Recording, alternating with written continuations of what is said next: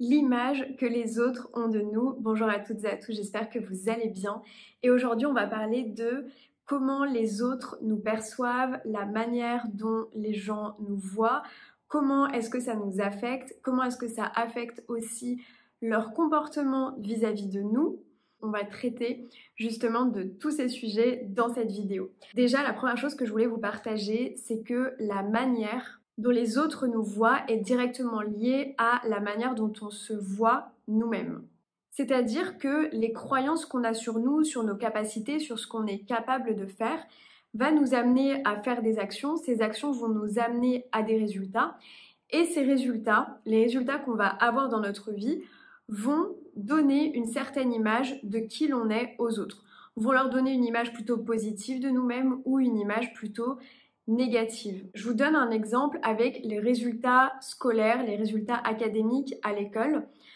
Un professeur va avoir une opinion différente sur ses élèves selon, par exemple, leurs notes. Et du coup, cette opinion sur ces personnes va donner finalement en fait une certaine image de ces élèves. Certains qu'il va considérer comme étant des élèves studieux, certains qu'il va peut-être considérer comme des élèves qui ne travaillent pas, certains qui vont être peut-être des éléments perturbateurs. Et tout ça, finalement, va se baser sur les notes, sur les comportements en classe, peut-être aussi sur l'avis et l'opinion des autres professeurs également. Et donc, en fait, cette image, finalement, de l'élève, elle va être créée par rapport aux résultats de cet élève. Par exemple, si on prend deux élèves qu'on va considérer comme étant des élèves perturbateurs qui ne vont pas forcément beaucoup écouter en classe, mais l'un a pourtant d'excellentes notes et l'autre pas du tout, forcément le professeur va avoir une image complètement différente de son élève par rapport à ses résultats. Et les résultats de ces élèves sont directement corrélés finalement à leurs actions qui vont être de travailler ou pas les cours, de rendre ou pas les devoirs, d'apprendre ou pas les leçons. Et souvent, ces actions sont réalisées en fonction des croyances de l'élève, à savoir je suis doué, je suis capable ou je ne suis pas capable.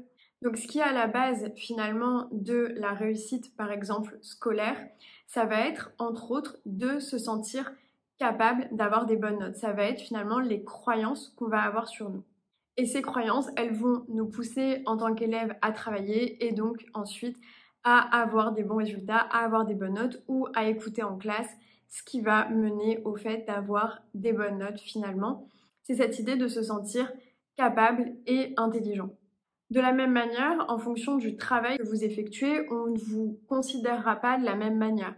C'est-à-dire que, en fonction de votre position dans la société, eh bien, on pourra plus ou moins vous prendre au sérieux, plus ou moins prendre au sérieux vos conseils. On vous accordera plus ou moins du crédit.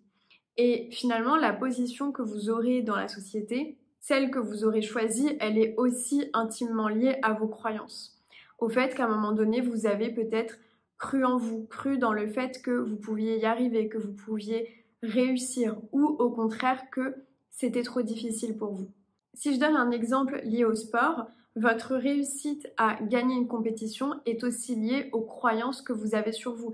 Si vous pensez que vous avez une chance de gagner la compétition, alors vous allez vous donner à fond dans les entraînements, à fond une fois que vous serez sur place pendant la compétition, parce que justement vous avez cette croyance qu'il vous est possible de réussir. Si c'est pas le cas, alors forcément vous n'allez pas mettre toutes les chances de votre côté.